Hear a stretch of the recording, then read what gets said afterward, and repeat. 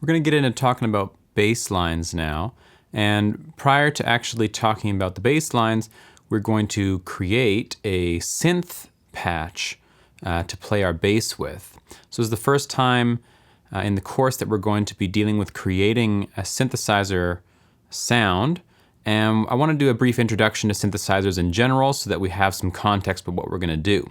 So to synthesize something means to bring together elements and combine them. That's to synthesize something.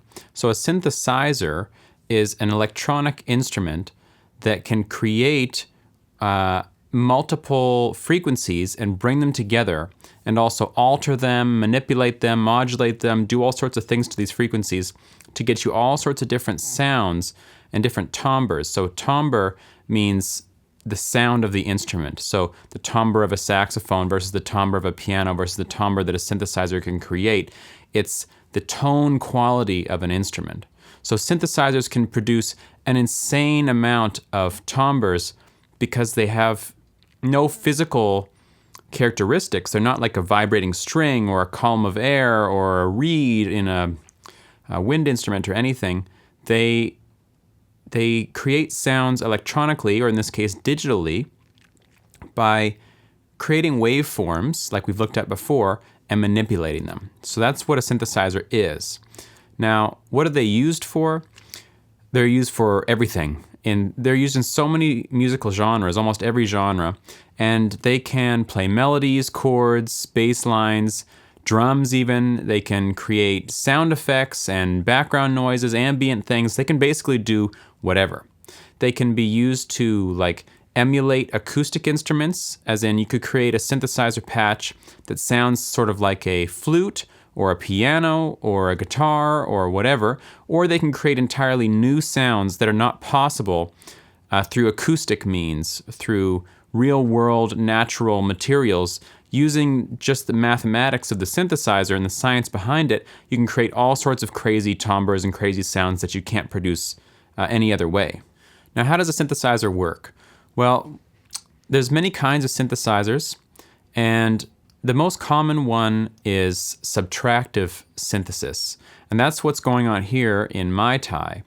And all synthesizers sort of work on a similar principle, which is that they generate tones, they generate frequencies, and then they alter those frequencies in some way.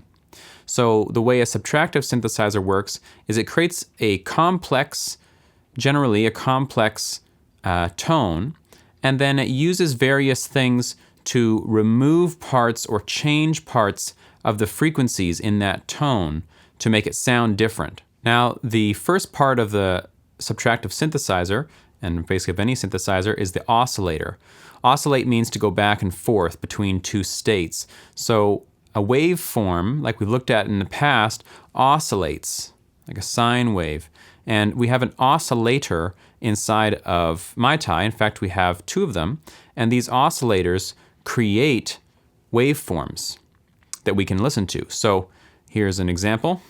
And here's a different waveform. Another. So these are the four kinds of waveforms that Mai Tai gives us, which are a sine wave, a saw wave, a triangle wave, and a square wave. And each of these waveforms sounds slightly different. So depending on the sound we want to make, we might choose one over the other to create a certain effect we're going for.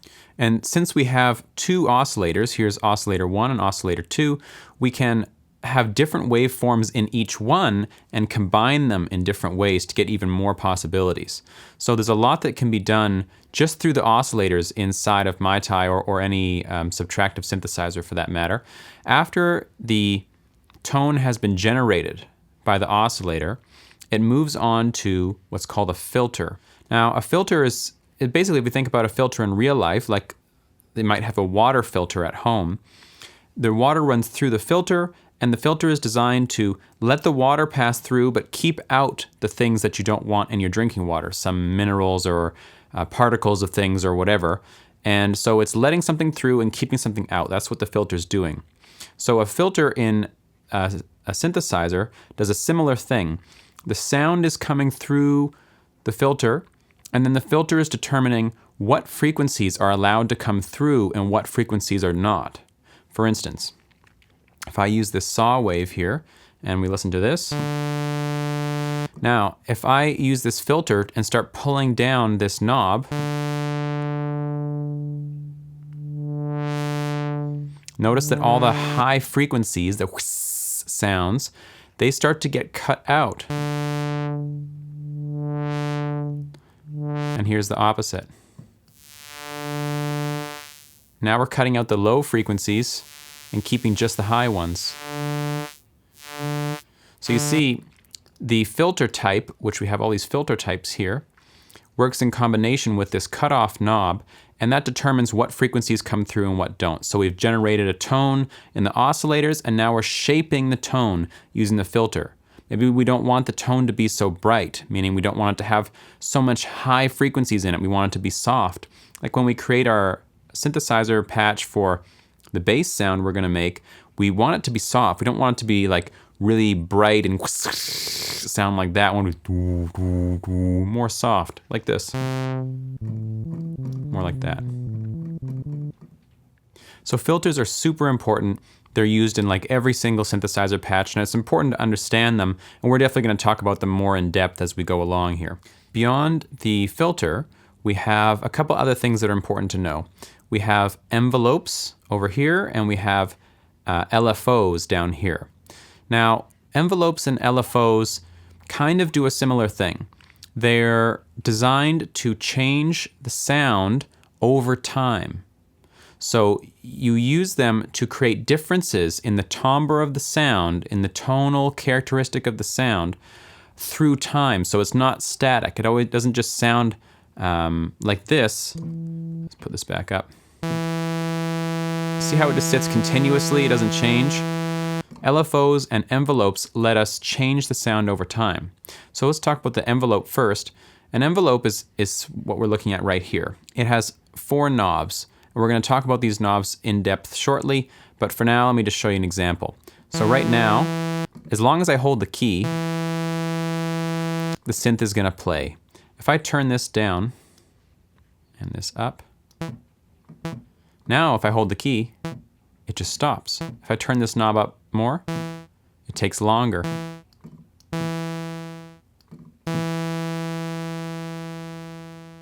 Now if I change this knob,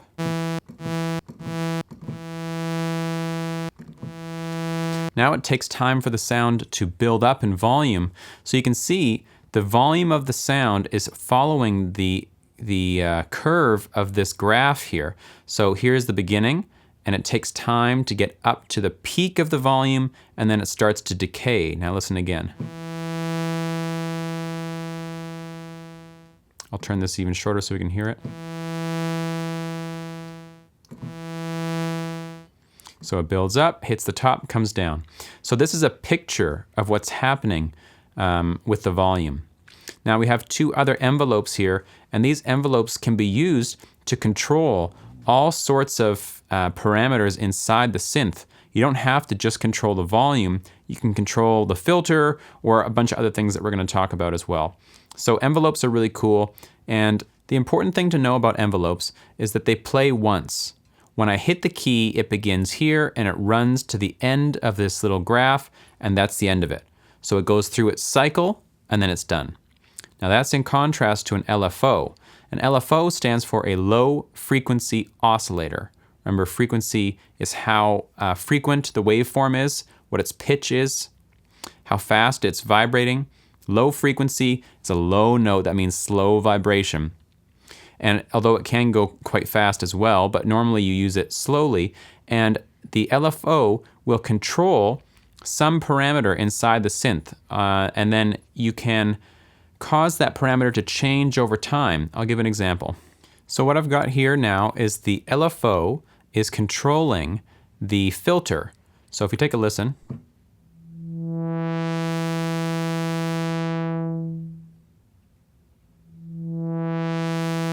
if I turn up the speed, the rate,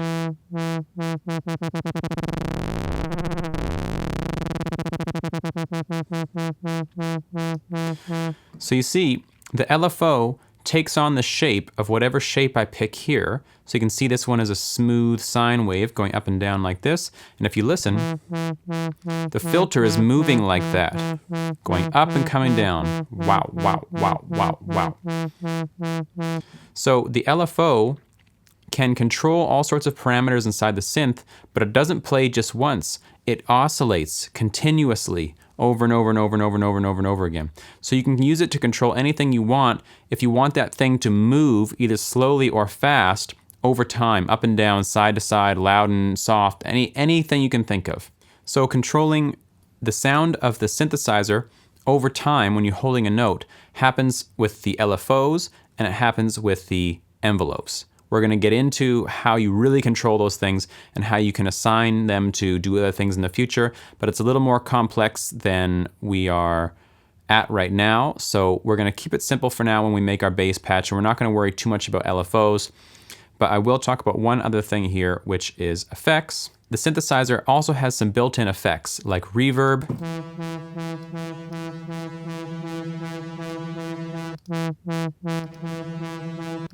delay,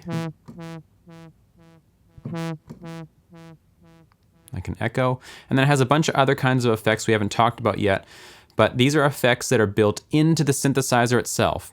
So we've created a tone in the oscillator, the oscillators move through the filter has been changed in some way by the LFO, and then the envelopes are controlling the volume or whatever we want them to control, and at the end it goes through these effects, and these effects kind of put the final shape on the sound, adding reverb or delay or some other effects to change how it sounds over time or in a static way. And that's really the majority of how a synthesizer works. And now that we understand that, at least on a basic level, we're going to go in step by step and build, or program as they call it, our own patch. And a patch is just a sound. So when I'm saying I'm going to program a patch, program a synth patch, that means I'm going to make a sound with the synthesizer. So let's get into that in the next one.